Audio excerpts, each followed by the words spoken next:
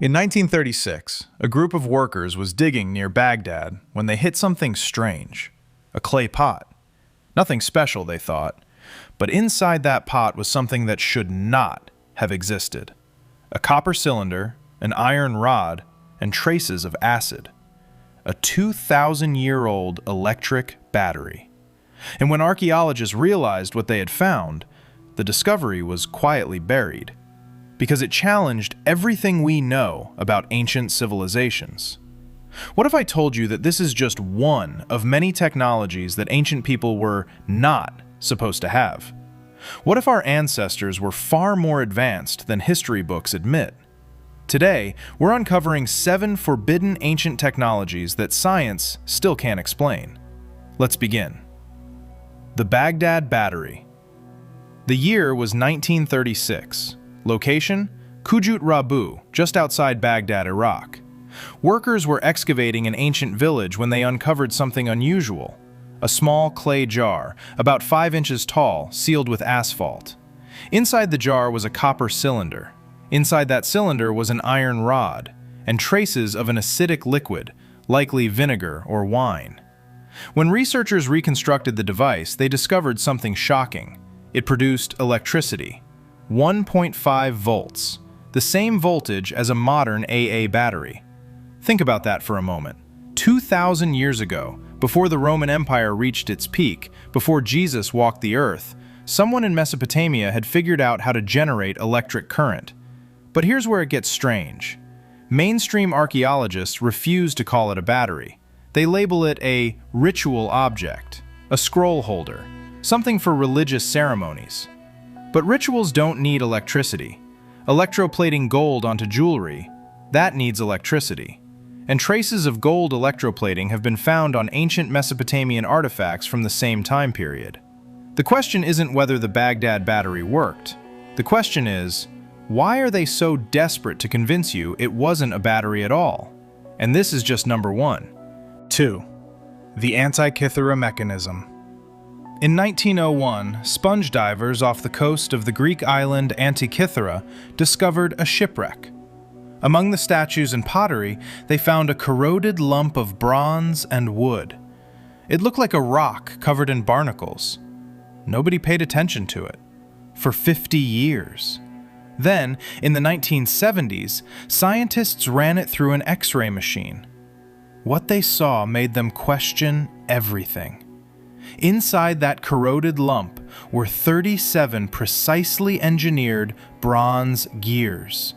Gears with teeth so fine and precise that modern watchmakers struggle to replicate them.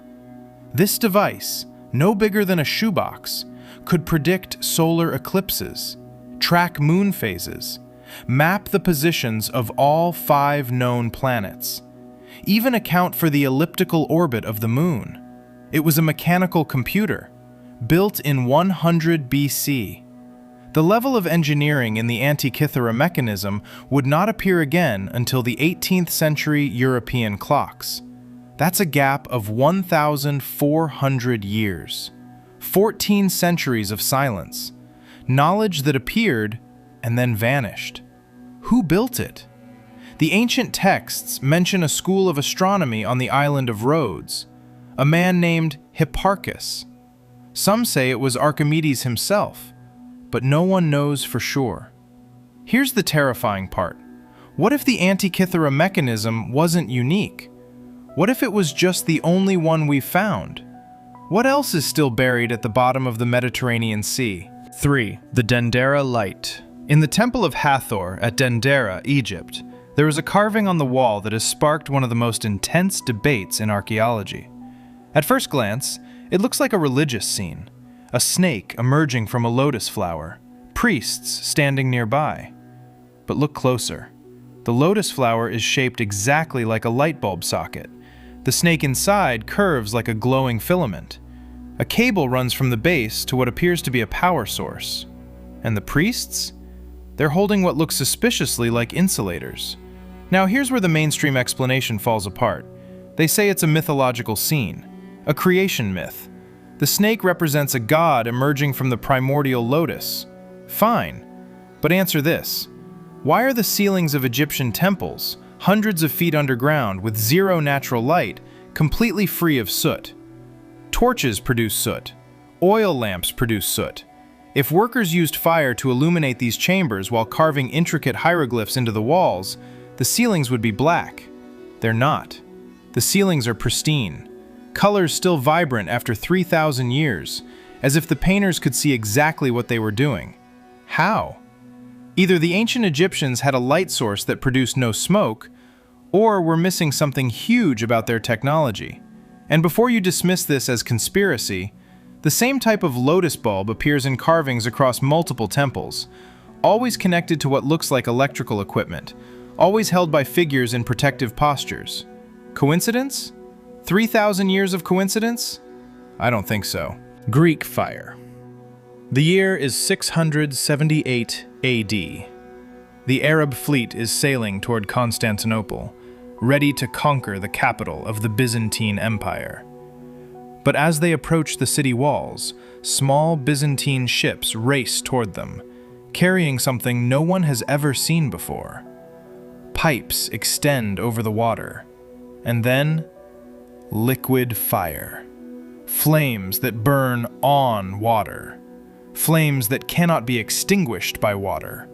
Flames that spread across the surface of the sea like a living creature. The entire Arab fleet is destroyed in minutes. This was Greek fire, the most feared weapon of the medieval world, and to this day, we have no idea how they made it. Historical accounts describe it as a liquid that ignited on contact with water.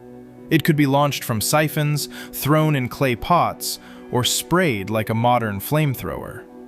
Once it caught, nothing could put it out. Not water, not sand, not even urine, which was the emergency firefighting method of the time. The formula was a state secret, protected on pain of death. Only a handful of people ever knew the recipe, and when the Byzantine Empire fell in 1453, the secret died with it. Modern chemists have been trying to recreate Greek fire for over 500 years. They've tried combinations of petroleum, quicklime, sulfur, saltpeter, and naphtha. Some mixtures have come close, but nothing has perfectly matched the historical descriptions. A 1,200-year-old weapon, and 21st century science still cannot fully replicate it. What did they know that we don't? 5. The Saqqara bird. In 1898, archaeologists excavating an ancient Egyptian tomb in Saqqara uncovered something strange. A small wooden object, about 7 inches long, shaped unmistakably like a bird. They cataloged it as a child's toy, a wind-up bird figurine, nothing significant. It sat in a museum basement for decades. Then, in the 1970s, an aerodynamics expert took a closer look, and what he found changed everything. The Saqqara bird doesn't just look like a bird, it has the exact aerodynamic shape of a modern aircraft. The wings are positioned for lift, not flat like a toy, but angled like a plane. The tail is vertical, shaped exactly like a tail fin or rudder. The body is thick and rounded at the front, tapering toward the back. Every element of the design serves an aerodynamic purpose. Skeptics said, "It's just a coincidence.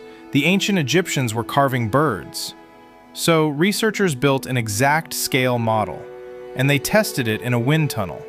The model flew. A 2,200-year-old wooden bird, designed as a push glider, achieved stable flight in controlled tests. Now, nobody is saying the Egyptians had airplanes, but the question remains, did ancient people understand the principles of flight 2 millennia before the Wright brothers? The Egyptians were obsessive observers of nature. They studied birds. They understood that certain shapes created lift. What else did they understand that we've dismissed as ceremonial? 6. Ancient precision. Cuts that shouldn't exist. Puma Punku, Bolivia, high in the Andes Mountains. Scattered across this ancient site are massive stone blocks, some weighing over 130 tons. But their weight isn't what confuses engineers, it's the precision. The cuts on these stones are so precise, within 1/1000th of an inch, that modern diamond-tipped tools would struggle to match them. The corners are perfectly square.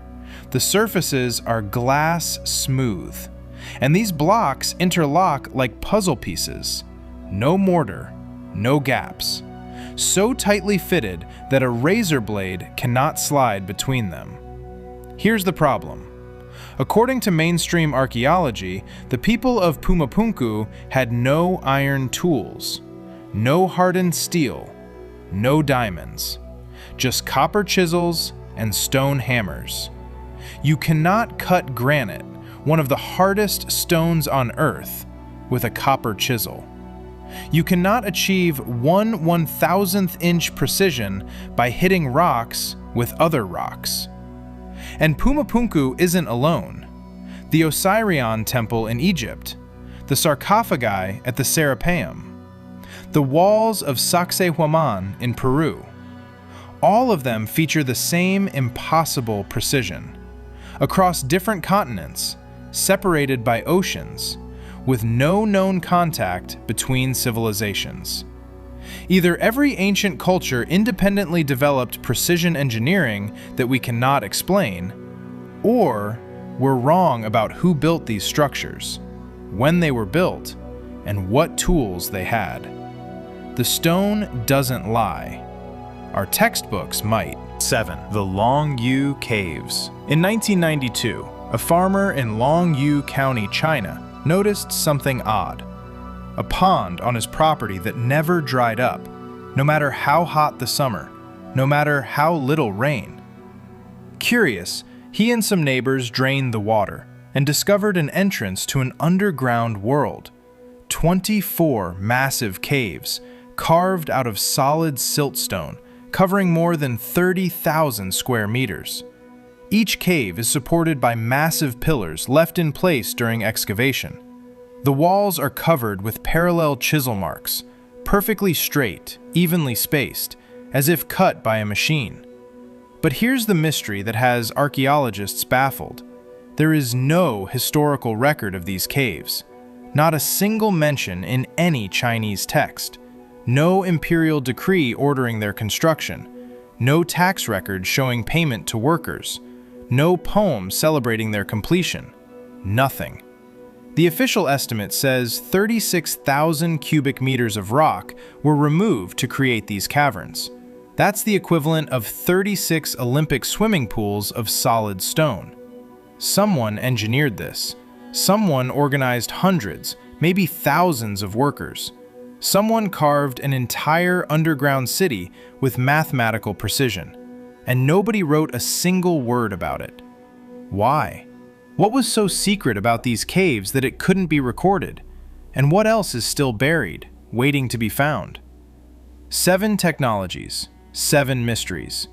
A 2,000-year-old battery, a mechanical computer from ancient Greece, lights that produced no smoke, fire that couldn't be extinguished, an aerodynamic bird 2,200 years before the Wright brothers, stone cuts that modern machines struggle to match, and an underground city with no history. Each one forces us to ask the same uncomfortable question. Were ancient people really as primitive as we've been told? Or has someone been editing the history books? Because here's the thing about forbidden knowledge. It only stays forbidden until someone dares to look. And we just looked. The question is, what are you going to do with what you now know? Which of these ancient technologies shocked you the most? Drop your answer in the comments. I read every single one. And if you want more hidden history that challenges everything you've been taught, hit subscribe. Turn on the bell, because the archives are just getting opened. I'll see you in the next one.